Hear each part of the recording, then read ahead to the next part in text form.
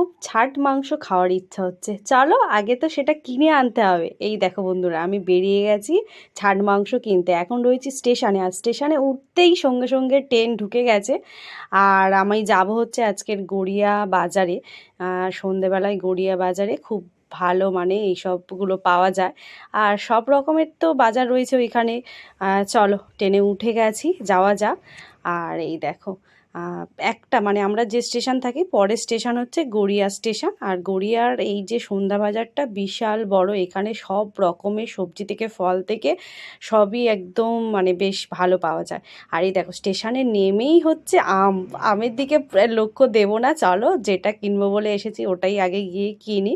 আর অনেক দিন থেকে ইচ্ছা করছিল একটু মানে মুরগির হচ্ছে ওই ছাল গিলে মেটে এগুলো খাওয়ার, আর খুব দারুণ লাগে এগুলো খেতে। হয়তো অনেক বন্ধুরা মনে করবে যে এইসব খায় নাকি আবার দিদিভাই, একদমই না।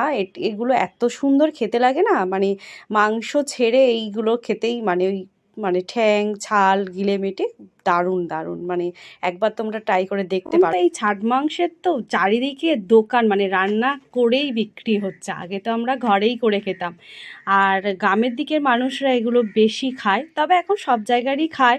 ব্লগাররা তো চারিদিকে ব্লগ করছে ভালো ভালো জায়গায়, সব খাসির মাংসের ছাট, তারপর মুরগির মাংসের ছাট সব।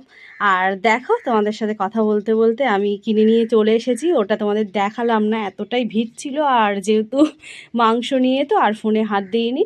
এই দেখো বাড়ি এসে এখন আমি ওগুলো জোগাড় করতে বসে গেছি।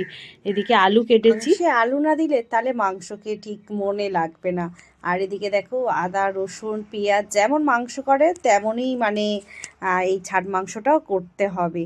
এদিকে দেখো কড়া বসিয়ে দিয়েছি, আর কি কি জোগাড় করছি দেখো, আলু পেঁয়াজ টমেটো আদা রসুন। আর এদিকে তো মাংসটা আমি ভালো করে ধুয়ে নিয়েছি। মাংসের মধ্যে গিলে মেটে ঠ্যাং ছাল এইগুলোই রয়েছে, আর এটা কিন্তু খেতে দারুণ লাগে। চলো আজকে তোমাদের সাথে আমি কিভাবে রান্না করি দেখাই। এখানে প্রথমে আলুগুলো ভেজে নিয়েছি একটু নুন হলুদ দিয়ে, তারপরে তো পেঁয়াজ কুচিটা ভালো করে লাল লাল করে ভেজে নেব। আর মানে এখন তো মানে মুরগির মাংসের থেকে ছাট মাংস কিন্তু বেশি সুন্দর লাগে। আর এই দেখো লাল করে ভাজা হয়ে যেতে আমি দিয়ে দিলাম রসুন বাটা বাটা। আর এই মাংসটা রান্নার সময় বন্ধুরা তেল দিলে বেশি কিন্তু হবে না, কারণ এই ছাট মাংসের মানে তেল ওঠে, রান্না করলেই অনেকটা তেল উঠে যায়। আর এদিকে দেখো আলু আর টমেটোটা রয়েছে, এখন দিইনি, এবার কষিয়ে ভালো করে একটু কষাবো, কষিয়ে তারপরে আলুটা দেব। আর আলুটা তো আমি নুন হলুদ দিয়ে আগে ভেজেই রেখে দিয়েছিলাম।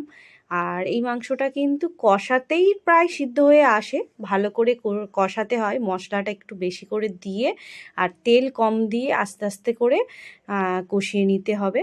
আর এই মাংসটা কিন্তু দারুণ খেতে লাগে, আমি প্রথম থেকেই বলে আসছি, তোমরা একবার বাড়িতে ট্রাই করে দেখো। মানে দেখতে কেমন লাগে যে এরকম ঠ্যাং খাবো, মুরগির ঠ্যাং ছাল কেমন লাগবে, কিন্তু খেতে খুব দারুণ লাগে। আর দেখো আমি কষিয়ে নিয়ে জল দিয়ে দিলাম সিদ্ধর জন্য। আট মাংস রান্নার সময় জল বেশি দেয়া যাবে না, কারণ এই মাংসটা একটু কষা কষা হবে, ঝোল হলে ভালো লাগবে না খেতে। চলো এবার হচ্ছে ঢাকা দিয়ে এটা আমি সিদ্ধর জন্য রেখে দিই, 10-15 মিনিট পরে খুলে দেখবো কেমন হয়েছে। চলো ঢাকা দিয়ে রেখে দিই। আর এই দেখো বন্ধুরা, অনেকক্ষণ প্রায় হয়ে গেছে, 15 মিনিট মতো।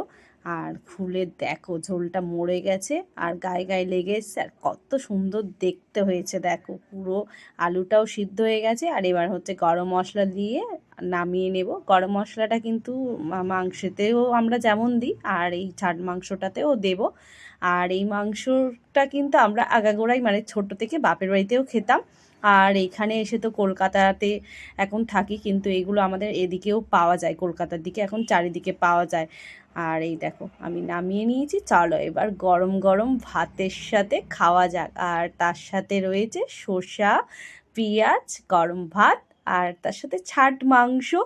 তোমরা একবার বানিয়ে দেখো বাড়িতে, দারুণ খেতে লাগে।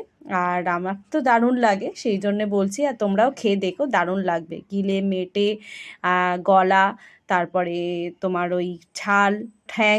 আর এই দেখো ভাত নিয়ে বসে গেছি, আর দারুণ খেতে হয়েছে। আর এই মাংসটা কষা কষাই খেতে লাগে।